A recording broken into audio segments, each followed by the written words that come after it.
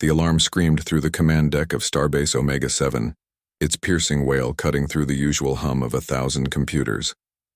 Admiral Sarah Chen's coffee cup shattered against the metal floor as the station lurched violently to one side.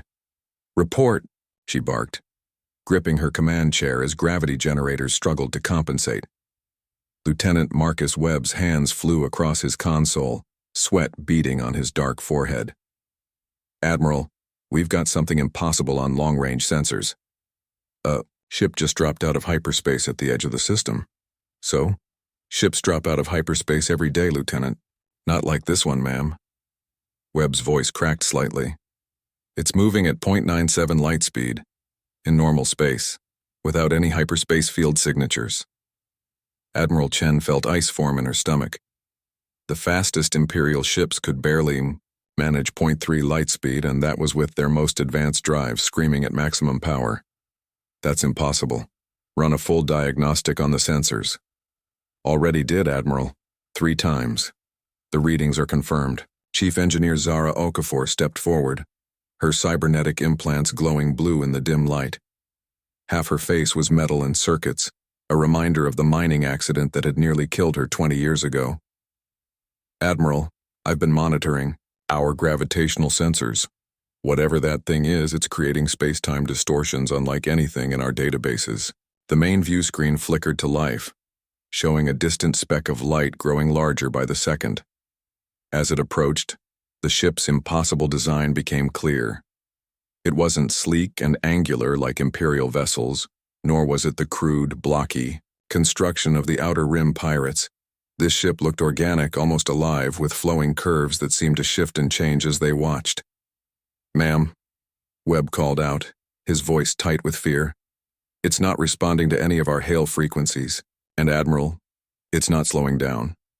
"Size estimate?" "Roughly 3 kilometers long, but the mass readings don't make sense. It should be much heavier based on its size, but it's reading as if it's almost hollow." Admiral Chen had commanded Starbase Omega-7 for 15 years. She'd seen rebel attacks, pirate raids, and even the occasional alien artifact. But nothing had prepared her for this. "Alert Imperial Command. Priority Alpha. Tell them we have a first contact situation that's completely outside our protocols." "Admiral," Webb's voice rose an octave. "It's changing course, heading directly for us." The organic ship on the screen seemed to pulse with an inner light, its hull rippling like water. As it grew closer, they could see strange markings along its sides that shifted and moved like living tattoos. "Time to intercept?" "At current speed. 14 minutes. Chief Okafor stepped closer to the Admiral. "Sarah, if that thing hits us at that speed, it won't just destroy the station," Admiral Chen finished grimly. "The kinetic energy release would sterilize half this system." The bridge fell silent except for the steady beep of sensors and the hum of life support. Everyone present understood the mathematics of destruction. A 3-kilometer object moving at near light speed wasn't just a ship, it was a planet killer. "Ma'am," Webb reported quietly, "Imperial Command is demanding a full sensor log, but they won't have ships here for at least 6 hours." Admiral Chen stared at the approaching vessel, her mind racing through impossible scenarios. In her 30 years of service, she'd never encountered anything that could move like this. The physics alone should have torn the ship apart, scattered its atoms across light years of space. "Lieutenant Webb, prepare all defensive systems. Chief Okafor, I want maximum power to shields and engines. If that thing means to ram us, we're going to make it work for the privilege." But even as she gave the orders, Admiral Chen knew they were futile gestures. Her station's weapons were designed for fighting pirates and rebels, not something that treated the laws of physics as mere suggestions. The unknown ship continued its approach, growing larger on the screen with each passing second. And somewhere in the back of her mind, Admiral Chen couldn't shake the feeling that this wasn't an attack at all. It was an arrival. Chapter 2. Impossible Physics. Dr. Elena Vasquez burst onto the command deck, her lab coat still smoking from whatever experiment she'd abandoned. As the station's chief scientist, she'd been monitoring the anomalous readings from her physics lab 3 decks below. "Admiral, you need to see this," she panted. thrusting a datapad toward Chen. "I've been analyzing the sensor data, and what we're seeing shouldn't be possible." "Nothing about this situation is possible, Doctor. Be more specific." Dr. Vasquez pulled up a holographic display that showed the mysterious ship's energy signatures. "Look at these readings. The ship isn't using any form of propulsion, we understand. No ion drives, no hyperspace generators, no antimatter reactions. It's like it's riding some kind of space-time wave." Chief Okafor frowned, her cybernetic eye whirring as it focused on the data. "That's impossible. You can't manipulate space-time without massive energy expenditure. We're talking about the power output of a small star." "Exactly. But this ship is doing it with what appears to be zero energy signature. It's like it's convinced the universe that the normal rules don't apply to it." Lieutenant Webb looked up from his station, face pale. "Admiral, the ship is decelerating rapidly." The view screen showed the organic vessel slowing from its impossible speed, but not in any way that made sense. There were no engine flares, no thruster burns, no visible means of shedding the enormous kinetic energy it had been carrying. It simply stopped. "Distance?" Admiral Chen asked. 5,000 kilometers and holding steady," Webb reported. "It's just sitting there." Dr. Vasquez stared at her instruments in disbelief. The energy that ship should have released during deceleration, it should have lit up sensors across 3 star systems. But there's nothing. It's like the energy just vanished. A new voice crackled over the comm system. "Admiral Chen, this is Captain Rodriguez aboard the Imperial destroyer, Vengeance. We've just dropped out of hyperspace and—" "What in the Emperor's name is that thing?" Admiral Chen activated her comm. "Captain, maintain your distance. We're dealing with an unknown vessel with capabilities far beyond anything in our databases." "Understood, Admiral. My science officer is reading some very strange energy patterns from your location." "Get in line, Captain. We're all reading strange energy patterns." Chief Okafor stepped forward, her expression troubled. "Admiral, I'm detecting massive power buildups in the unknown vessel. Whatever it's about to do, it's drawing energy from somewhere. Where? That's just it. The energy isn't coming from the ship's engines or reactors. It's coming from the space around it. It's literally pulling power out of empty vacuum." Dr. Vasquez shook her head slowly. "Zero-point energy extraction. Theoretical papers have discussed it for centuries, but the technology required would be what, Doctor?" "Godlike." The mysterious ship pulsed once, a wave of golden light rippling across its organic hull. Then something impossible happened. Every screen on the command deck flickered, and suddenly they were looking at the interior of the alien vessel. The image showed a vast chamber filled with what could only be described as living architecture. Walls that breathed, floors that rippled like water, and in the center of it all, a figure that made everyone on the bridge freeze in shock.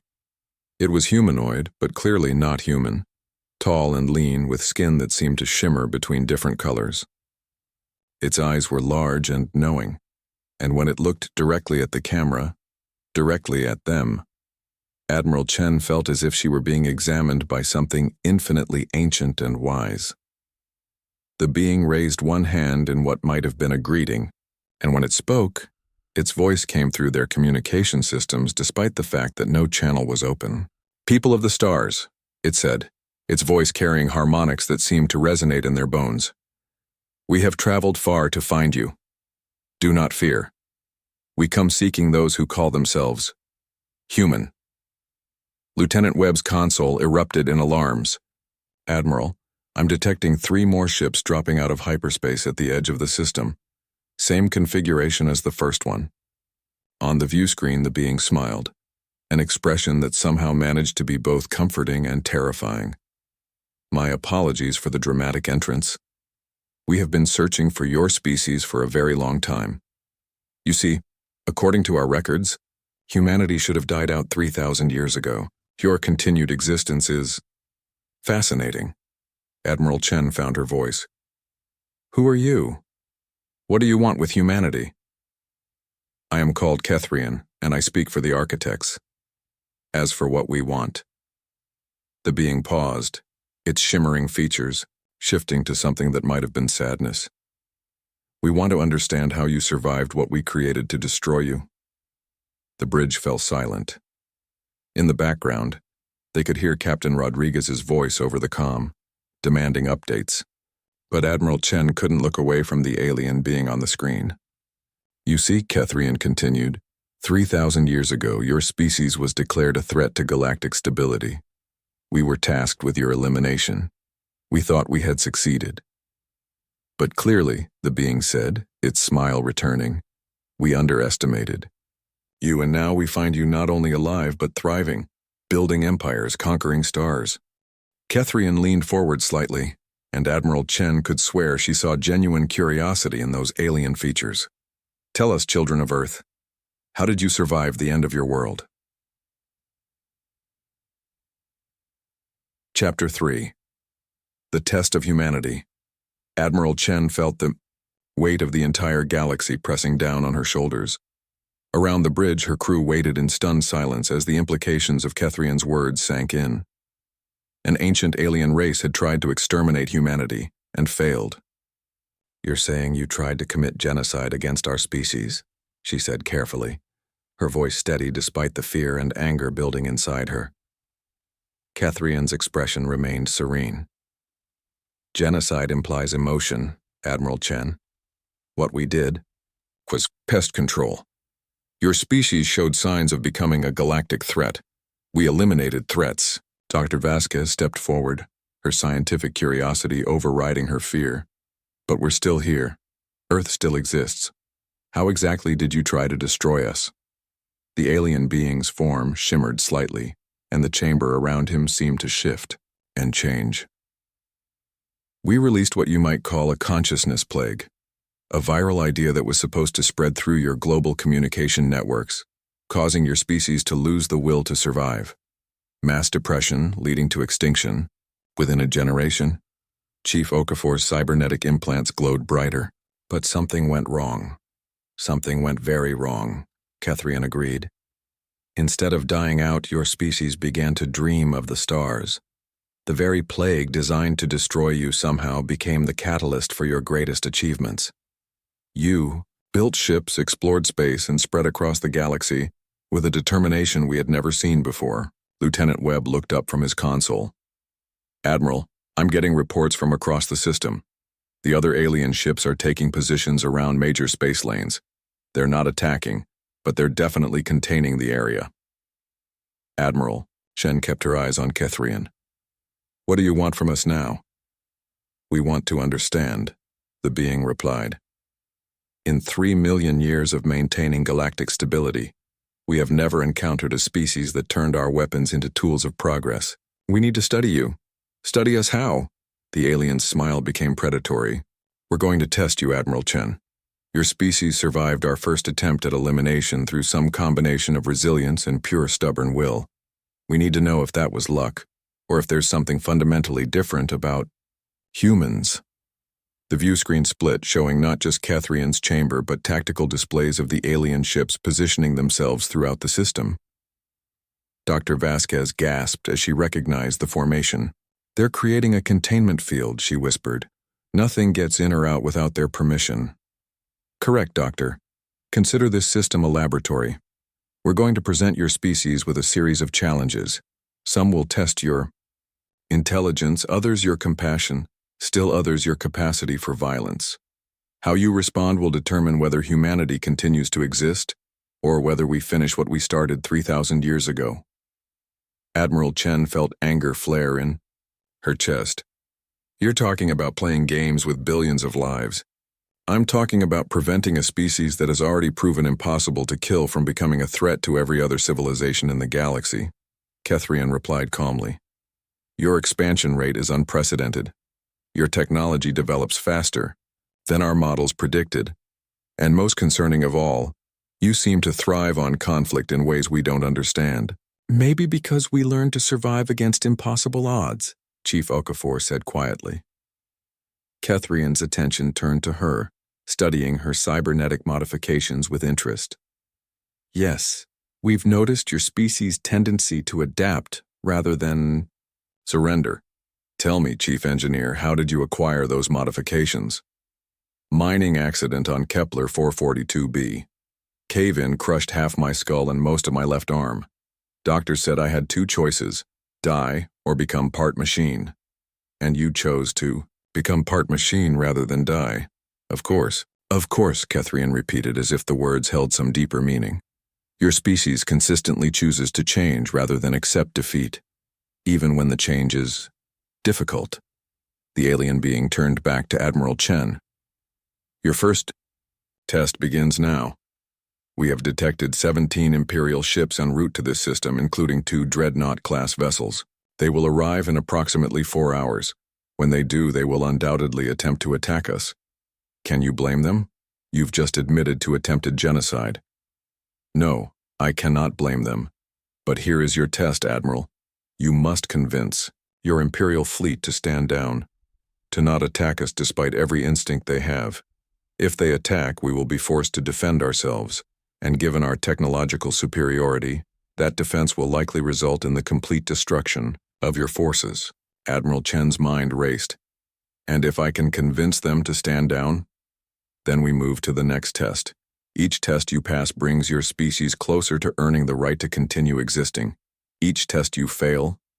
Catherine shrugged elegantly. Well, perhaps extinction was always humanity's destiny. We merely delayed it by 3,000 years. Lieutenant Webb spoke up urgently. Admiral, I'm receiving priority Alpha communications from the approaching fleet. Admiral Harrison is demanding immediate tactical assessments and authorization to engage hostile forces. Admiral Chen knew Harrison by reputation, a brilliant tactician, but also a man who believed that the best defense was an overwhelming offense. Convincing him to hold back would be like trying to stop a supernova with a diplomatic smile. You want me to convince a battle fleet to ignore their training, their instincts, and their duty, she said to Catherine. I want you to convince them to be something more than just warriors. Your species' greatest strength seems to be your ability to grow beyond your limitations. Show us that growth, Admiral. Show us that humanity has learned wisdom to go with its stubborn determination. The communication screen flickered, and suddenly Admiral Harrison's scarred face appeared alongside Catherine's serene features. Harrison's eyes immediately fixed on the alien. Admiral Chen, what is that thing, and why haven't you destroyed it? Admiral Chen took a deep breath, knowing that the next few minutes might determine the fate of her entire species. Admiral Harrison, I need you to listen very carefully to what I'm about to tell you, and I need you to trust me completely. Admiral Chen, Harrison replied, his voice hard as steel. I have 16 ships armed with planet cracker missiles, and I'm looking at what appears to be an alien invasion force. Trust is a luxury I can't afford right now. Behind Harrison, she could see his bridge crew preparing weapon systems and tactical displays. The countdown to humanity's test had begun. Chapter 4. The Price of Wisdom. Admiral Chen stared at. The split screen showing both Admiral Harrison's battle-ready bridge and Catherine's eerily calm alien chamber. She had perhaps 10 minutes before Harrison's fleet entered weapons range, and the fate of humanity hung on her ability to do something she'd never been trained for, convince a warrior to choose peace over battle. Admiral Harrison, she began, her voice carrying the authority of someone who had spent decades in command. I'm transmitting all sensor data from our encounter. What you're about to see will challenge everything we thought we knew about our place in the galaxy. Harrison's expression remained skeptical, but she watched his eyes flick to the data streams appearing on his tactical displays. She could see the exact moment when the readings hit him. His face went pale, and his grip tightened on his command chair. These readings can't be accurate, he said quietly. Nothing moves that fast in normal space. The readings are confirmed, Admiral. We're dealing with technology that's thousands of years ahead of ours. These beings, the architects, they've been watching us for millennia. Catherine stepped forward slightly in his chamber. Admiral Harrison, your reputation as a tactical genius precedes you. Surely you can recognize when you're facing impossible odds. Harrison's jaw clenched. I've faced impossible odds before, alien. I'm still here. Yes, we've studied your service record. The Battle of Proxima Centauri, where you defeated a rebel fleet 3 times your size. The Kepler campaign, where you broke a 2-year siege with a force considered inadequate for the task. Impressive achievements, Dr. Vasquez whispered urgently to Admiral Chen. Sarah, I'm detecting massive energy buildups in all 4 alien ships. If Harrison attacks, those vessels could level every inhabited planet in this system. Admiral Chen activated her private comm to Harrison. Tom, I know what you're thinking. I know every instinct you have is screaming at you to attack, but we're not dealing with rebels or pirates here. These beings destroyed civilizations before humans learned to make fire. Harrison's voice came back hard and cold. And that's supposed to make me stand down? Chen, these things just admitted they tried to commit genocide against our species. Every human who has ever lived, who has ever died, they're all potential victims of what these creatures did to us. Tom, listen to me. No, you listen to me. Harrison's voice cut across all communication channels. I have 17 ships, 40,000 crew members, and the firepower to crack a planet. I'm not going to sit here and negotiate with something that tried to exterminate humanity. Chief Okafor moved to Admiral Chen's side. Admiral, what if he's right? What if this is just another test, and the real answer is to fight? Kethrian seemed to hear her despite the closed channel. An interesting question, Chief Engineer. Is violence truly the answer to every problem your species faces?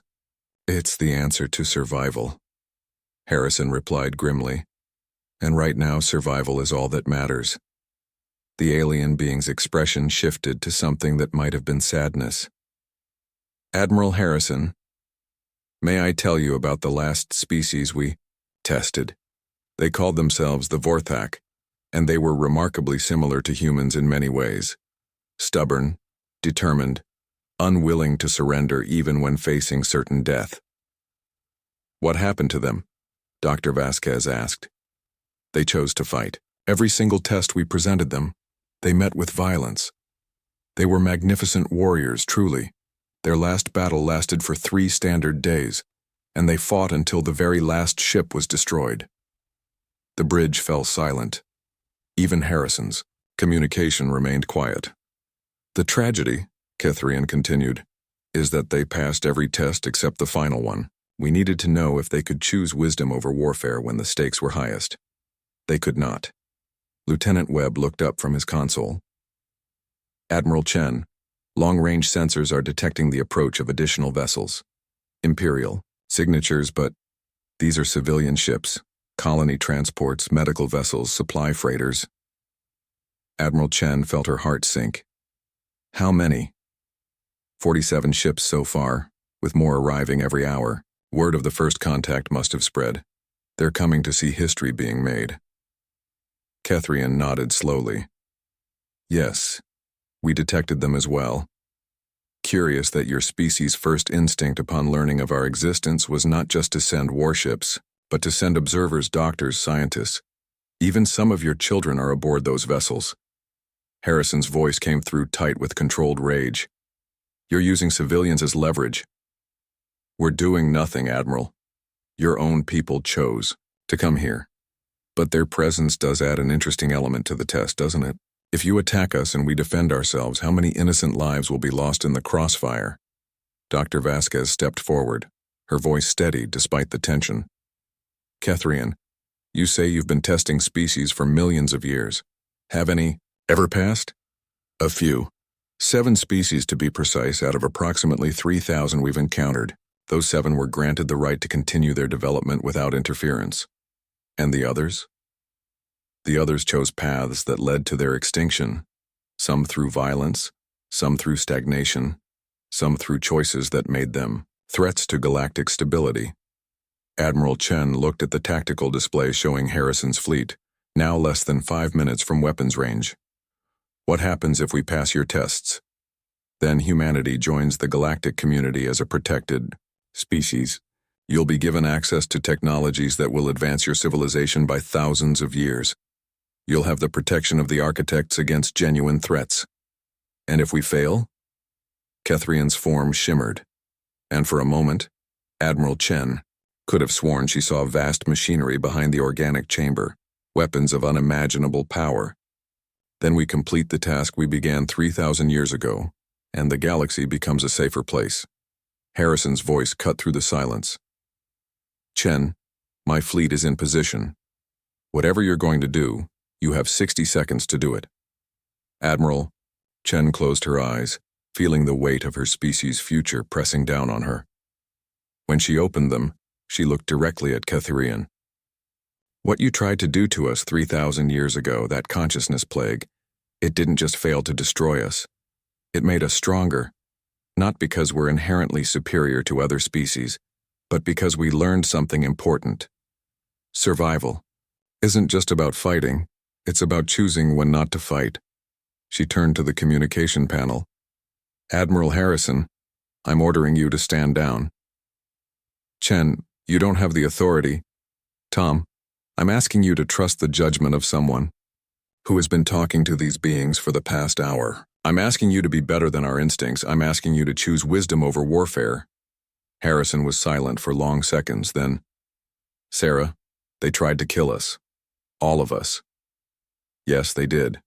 And if we attack them now, they'll finish the job.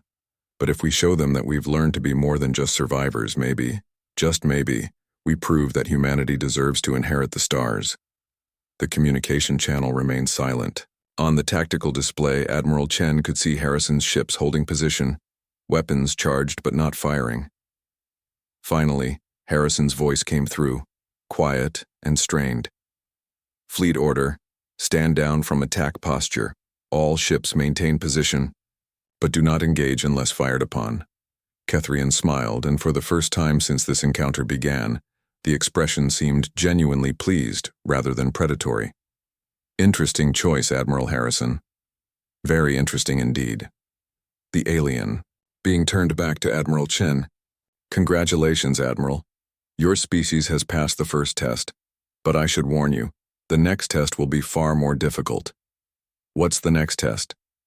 Tomorrow we're going to show you exactly how close humanity came to extinction 3,000 years ago, and then we're going to ask you to make a choice that will define your species for the next 3,000 years.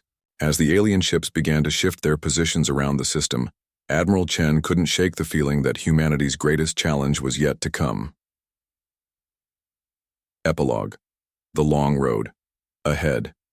3 days had passed since first contact with Sci. The Architects and Starbase Omega-7 had become the most important location in human space. Ships continued to arrive hourly, not just imperial vessels but representatives from every major human colony, scientific institutions, and even a few ships carrying Earth's most senior diplomats. Admiral Chen stood in the station's main observation lounge, watching the impossible sight of alien vessels moving through space without any visible means of propulsion. Dr. Vasquez had given up trying to understand their technology and had instead focused on documenting everything for the archives. Any word from Catherian about the next test? Chief Okafor asked, joining Chen at the viewport. Nothing yet. They seem to be observing us, studying how we react to the knowledge that we're not alone in the universe. Through the reinforced transparent aluminum, they could see shuttles moving between the human ships and the alien vessels. The architects had agreed to limited exchanges. Scientists and diplomats were being allowed aboard the alien ships for carefully supervised meetings.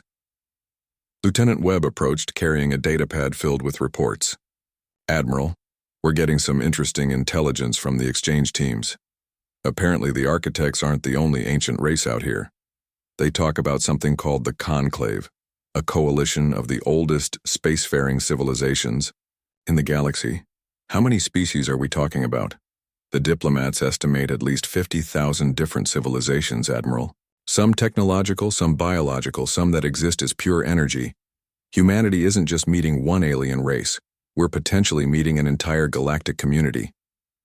Admiral Chen felt a mix of excitement and terror at the implications. And we're the new kids on the block being evaluated for membership. Dr. Vasquez looked up from her research terminal. I've been analyzing the cultural data the architects have shared. Sarah, I think I understand what the real test is going to be. Tell me. Every species that passes their evaluation eventually faces what they call the choice of paths. Do you become a guardian species, helping to maintain galactic stability? Do you become an explorer species, pushing the boundaries of known space? Do you become a builder species, creating wonders that benefit everyone, or do you become a destroyer species and get eliminated before you can threaten others? Chief Okafor's cybernetic implants glowed as she processed the information. They're not just testing our intelligence or our capacity for peace. They're trying to figure out what role humanity will play in galactic civilization. Admiral Chen nodded slowly. And based on our history, we could go any direction. The conversation was interrupted by an alert from the communication system. Kethrian's serene face appeared on the main display, but this time he wasn't alone. Behind him stood two other beings, one that looked like it was made of crystalline structures and another that seemed to shift between solid and gaseous states. Admiral Chen, I hope you have been using this time productively. Tomorrow we begin the second phase of your evaluation.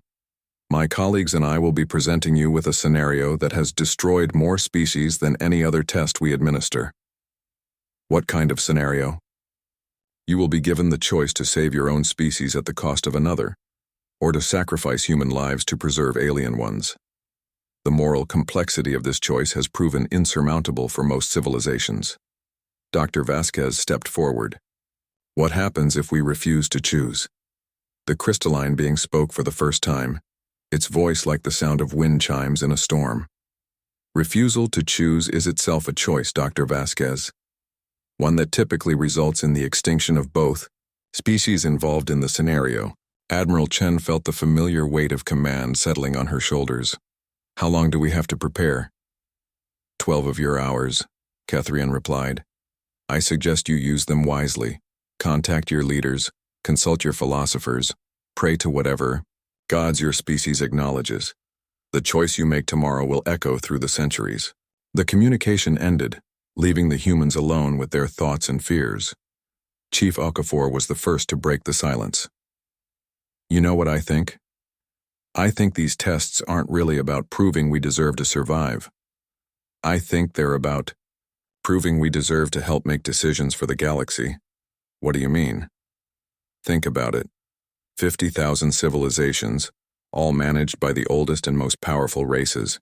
But what happens when those ancient races eventually die out or transcend physical existence?